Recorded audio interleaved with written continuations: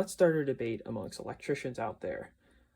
Here I have two receptacles, both wired in different manners, both which I believe meet NEC requirements. On the left, you can see this receptacle has a ground bonding jumper connected to the box. You can see the box has a physical bond which connects to the ground wire coming in, our conduit, which then jumpers and connects to the receptacle. On the right, you can see that a ground bonding jumper has not been installed to this box.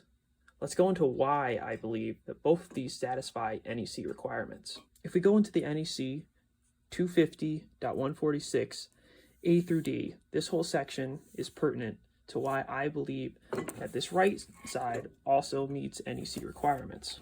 If you look here, 250.146A, surface mounted box. Now here I have a surface mounted box. These would go not in the wall, they'd go on the wall.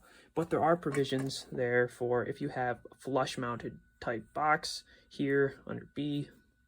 But you can see if a metal box is mounted on the surface, the direct metal to metal contact between the device yoke, that's this part right here, or strap to the box shall be permitted to provide the required effective ground fault current path. At least one of the insulating washers shall be removed from receptacles that do not have a contact yoke or device to ensure direct metal to metal contact, so on and so forth. So, what do we have to do to make sure that this is NEC compliant? You have to make sure that the raceway meets one of the following approved grounded conductor criteria. It has to be either EMT, RMC, IMC, AC cable, or MC cable. Now, secondly, you have to make sure that all the fittings and conductors are listed for grounding. Now, this brings us to continuity. We need to maintain continuity through the run. You can't have any insulated bushings. You can't have any paint. You have to make sure that from here, the box, or actually starting at the yoke, through the box all the way back to the panel is grounded, right? You have to have a continuous run.